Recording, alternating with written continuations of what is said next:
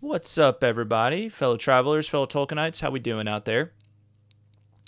So, uh, from time to time, I will get, we get a lot of comments and reviews and everything, and most of them are positive. Most of them are, just like, thank you, want to continue the conversation. Like, maybe we disagree on a few things, but then we have, like, a really nice conversation about it. And man, I'm all here for that. That's why I'm doing this. That's why we're still doing this thing 7 years later, doing it with more pace and everything, and just happy to be creating this little community over here with the Tolkien Road, where we can really get deep into what Tolkien's works mean, what they meant to him, where his mind was, and just celebrate everything that he was all about with his works and with Middle Earth. But from time to time, I'll get these negative comments, negative comments, on my YouTube channel or something like that. You can respond to them. If somebody's really nasty, you can just block them. The tough one is when you get a negative review on iTunes or something like that. And the reason it's tough is not because it's upsetting that someone would leave a negative review. People people can have their opinions, but it's tough because there's no way to respond directly to that person and say, hey, I'm sorry you don't like our show for some reason. Maybe respond to their comments and be like, well, I think you're misunderstanding us, or, you seem to be misinformed about this particular item. Because a lot of times I've found that those one-star reviews come from that place. So there was my most recent one-star review. I wanted to take the opportunity to kind of like go through it and, and just respond to this person in the hopes that maybe they'll see this video, or maybe they will, listen to this on the podcast feed. And hopefully this will kind of, correct some of the misconceptions they have. But this latest review was on May 26th of 2022 from somebody named Megan CM92. And it says Christian propaganda, called us Christian propaganda. So let's talk about that, which is shocking to me because I'm like, I don't think of us as Christian propaganda at all. But this is what they say. This show is Christian propaganda disguised as a discussion of Tolkien mythology. It's fine to be Christian, obviously. Tolkien was a Christian, but Christianity doesn't exist in Arda. The mythology was not meant to be a metaphor for Christianity in the Bible. Tolkien had said that he disliked such devices in storytelling. I also found them retweeting Christian propaganda from an anti-LGBT website, and the main guy is butthurt about having black elves in the new show.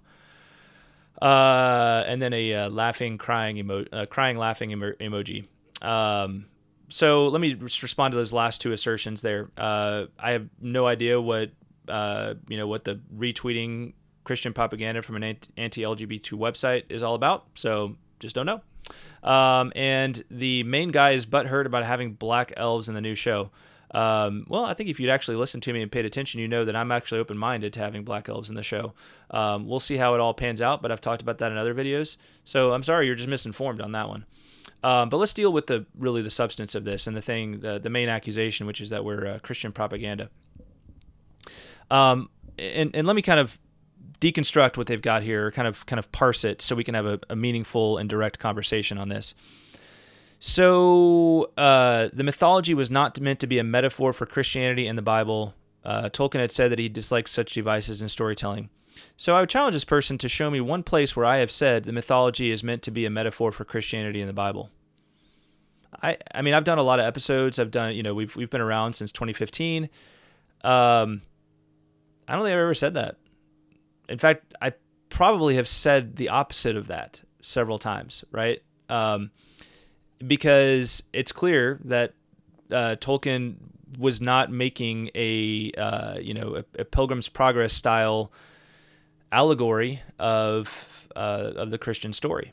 Okay. What exactly did he actually say about allegory? Okay. Well, here's one of the quotes from one of his letters. I dislike allegory, the conscious and intentional allegory. Yet any attempt to explain the purport of myth or fairy tale must use allegorical language. So what he was actually doing, and he had a lot more to say about allegory. In another letter, he says, "There is no symbolism or conscious allegory in my story. Allegory of the sort 5 wizards equals 5 senses is wholly foreign to my way of thinking." But he goes on to explain, a lot more about what he means.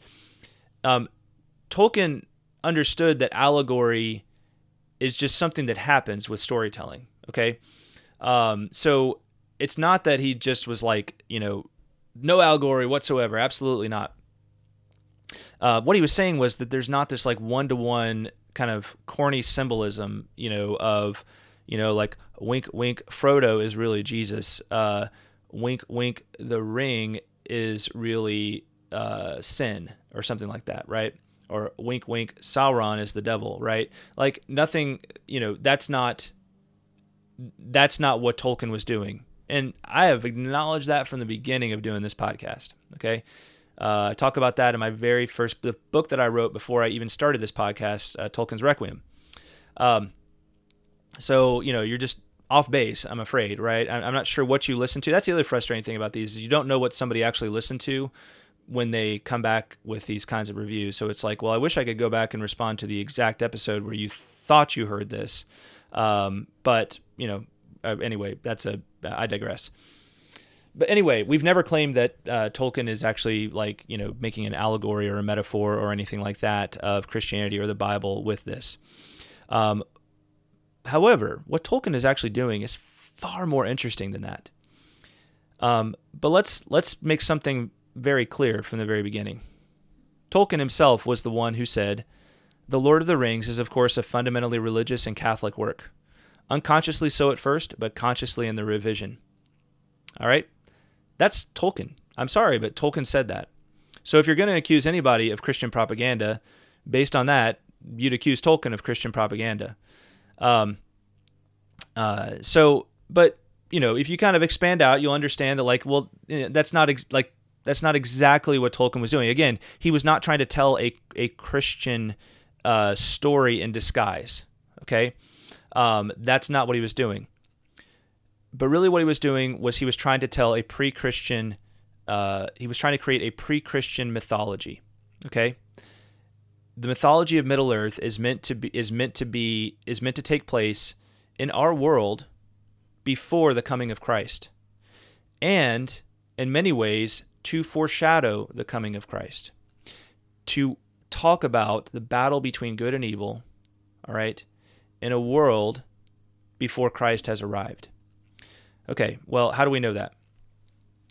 One indicator would be, again, what Tolkien himself has said is kind of the main theme of the story, right? He says, in The Lord of the Rings, the conflict is not basically about freedom, though that is naturally involved. It is about God and his sole right to divine honor. I mean, boom, right? It's like, whoa, where did that come from? How do you get that, Tolkien, right? That sounds like something, something that has very strongly in common with Christianity. So another quote that's really interesting about Lord of the Rings and the message of Lord of the Rings is this: "As for message, I have none really, if by that is meant the conscious purpose in writing the Lord of the Rings, of preaching or of delivering myself a vision of truth specifically revealed to me. I was primarily writing an exciting story in an atmosphere and background such as I find personally attractive. But in such a process, inevitably one's own tastes, ideas, and beliefs get taken up." Tolkien being Christian, right? Being a Catholic. His beliefs get taken up. It's kind of what he was saying with The Lord of the Rings is, of course, a fundamentally religious and Catholic work. He goes on, "Though it is only in reading the work itself, with criticisms in mind, that I become aware of the dominance of the theme of death. Not that there is any original message in that. Most of human art and thought is similarly preoccupied.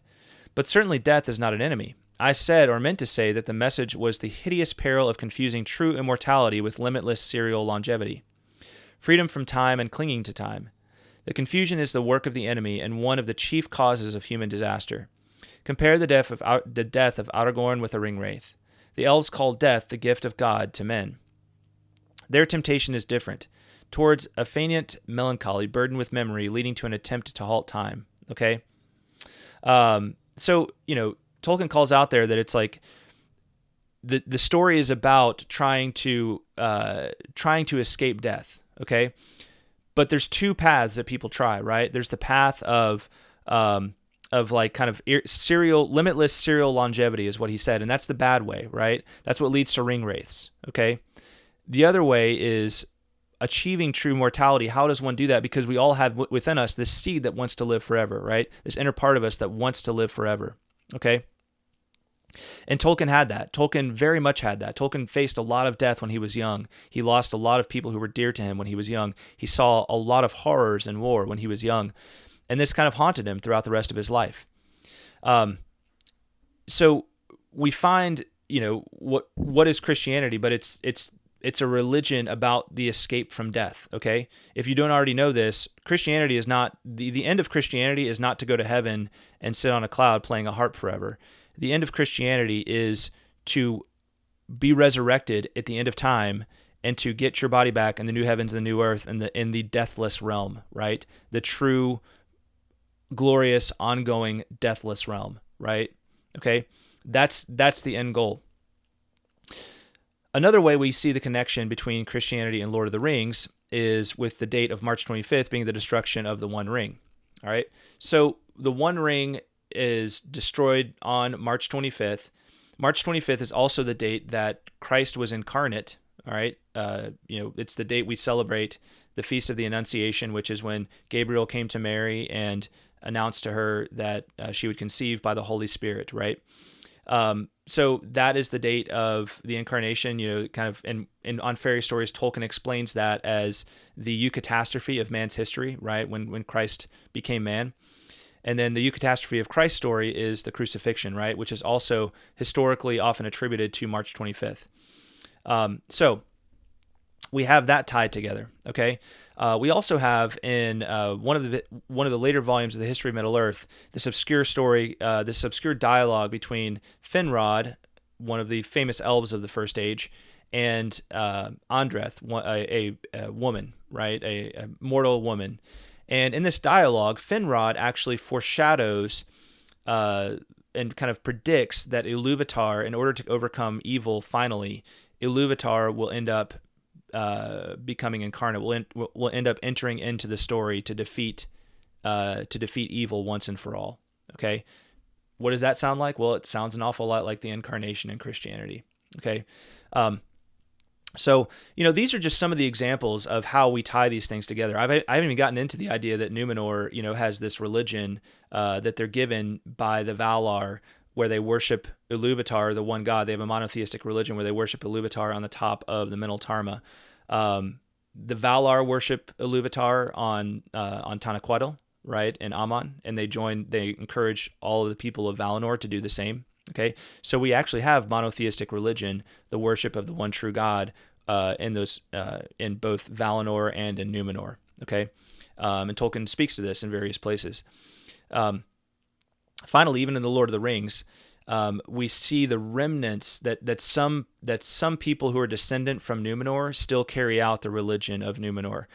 We see this when Faramir is with Frodo and Sam, yeah, and some of Faramir's men, and they go to eat, and Faramir and his men, they look west, and the hobbits are kind of surprised, but they look west and they're quiet, and Faramir explains, like, well, we before we eat, we take a moment to look west towards Numenor and beyond to Elvenhome, and beyond Elvenhome to that which is and will ever be, right?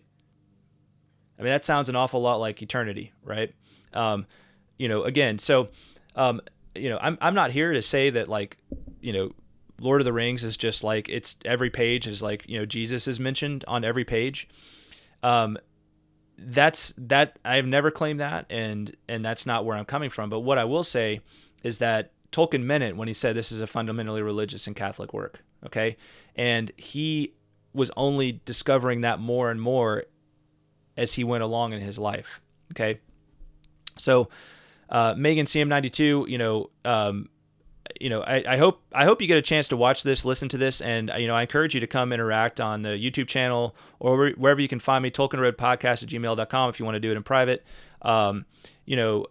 Because I think you just have a fundamental misunderstanding of what Tolkien was all about, and somehow you've gotten this idea that we are just doing this because we want to, like, be Christian propaganda. That's not at all it, right? We have plenty of episodes where we probably don't even mention Christianity, okay?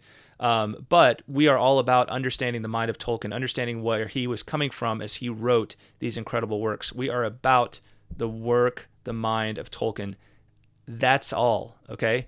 And, whenever anything, if in the course of that we need to talk about Tolkien's love of language, we're going to do that. If in the course of that we need to talk about Tolkien's own backstory, his life story, we're going to do that. If we need to talk about his love of Norse myth, we're going to do that.